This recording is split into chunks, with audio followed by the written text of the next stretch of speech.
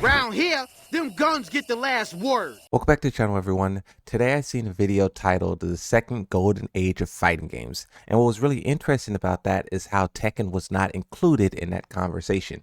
Tekken is a game that lasts for like 30 years. It's a very historic franchise, one of the oldest in video game history. They actually have multiple world records for that history. And with Tekken 7, the game before Tekken 8, they broke so many records in terms of Twitch viewership, in terms of tournament participation, in terms of viewership, in terms of everything. Copies sold, DLC characters purchased. Tekken 7 was absolutely phenomenal. Even to this day, players try to really analyze and figure out what made that game successful. Was it the foundation of the game? I low-key would kind of argue no, and not disrespectfully. Respectfully, there's been so many past Tekkens that had a very decent base level as well.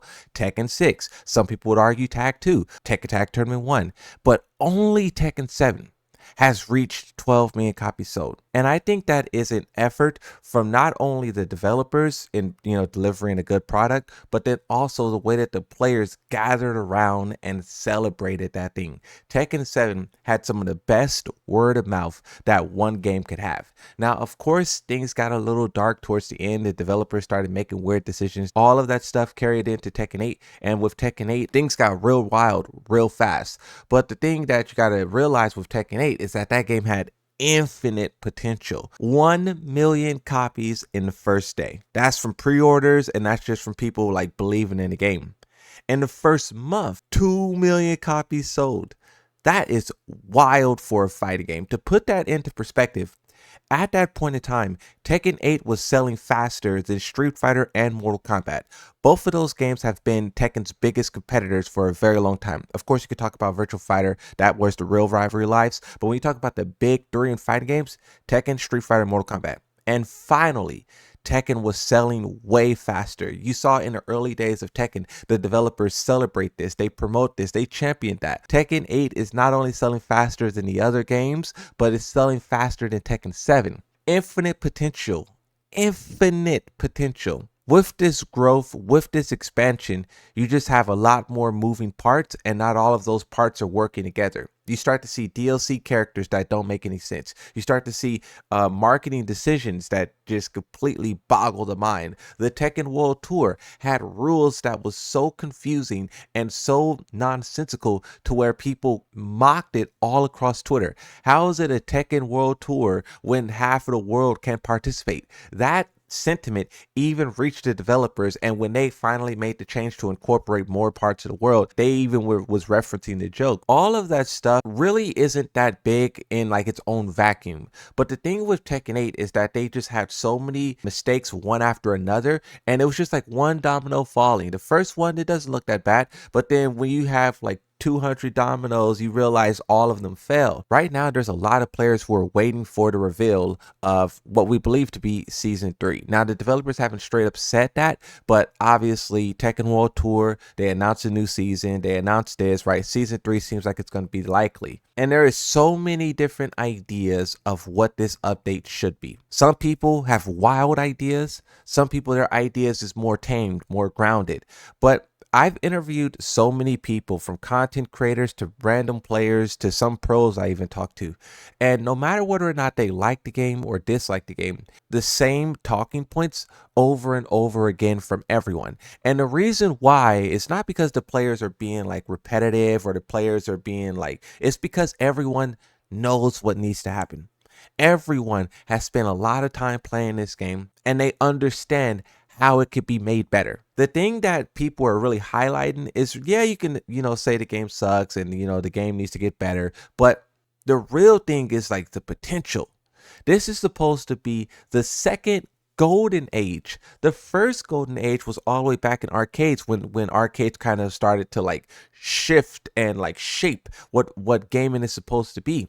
And then ever since arcades died, fighting games was kind of left in limbo. From time to time, you would get a huge success like a Tekken 5, like a Street Fighter 4, like a Mortal Kombat 9, and then a Tekken 7. But, after these, one-off successes, it eventually sparked this overall excitement for fighting games that you're seeing. And what's really cool about the current era of fighting games is that you have so many other companies jumping in to try to make one, from 2XKO, from Marvel Token. It's just a great time for fighting games.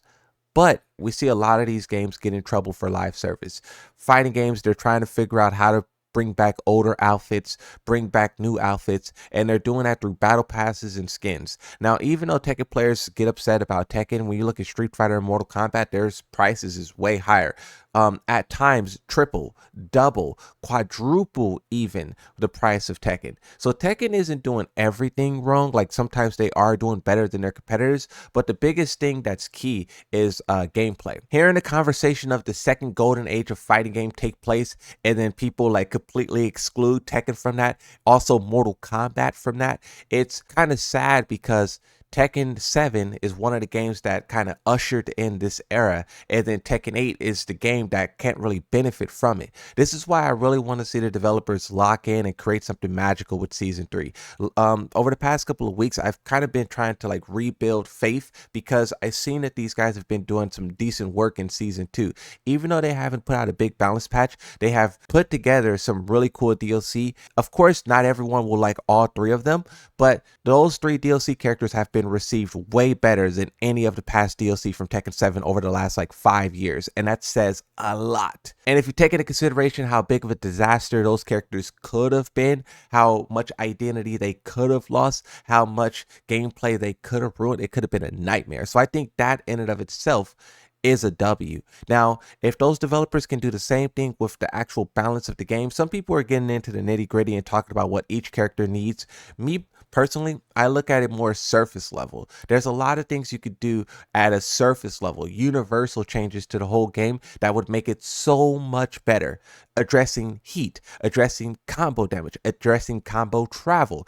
This game has bigger stages than Tekken 7. Tekken 8, quite honestly, has some of the biggest stages in franchise history, besides infinite stages, because it's infinite, right? Tekken 8 doesn't have infinite. But for their stages, it's massive, but you feel like you're fighting in like a box, like a tiny little box, because of how far every character can travel. Even with some of the DLC characters that I was just praising, they also suffer from this same thing where wall-to-wall combo no matter what situation you're in. And me personally, lately I've been feeling that combos is quite possibly the biggest comeback mechanic in this game. We know that developers have been trying pretty hard to decrease the skill gap. This is why a lot of these mechanics were put into the game, not because they wanted to create a fast-paced environment, but more so because they wanted to even the playing field. Someone who's really good, now you gotta, fight through all of these mechanics and all of these, properties to defeat that person who may not understand how to really play the game, but they're being carried and helped by the developers. So you could tone down a lot of those things just to allow for competition to shine just a little bit. That's all we're asking for, because it is a competitive game at the end of the day, right? This game has an official tournament circuit. You would think that, that would be kind of the primary focus.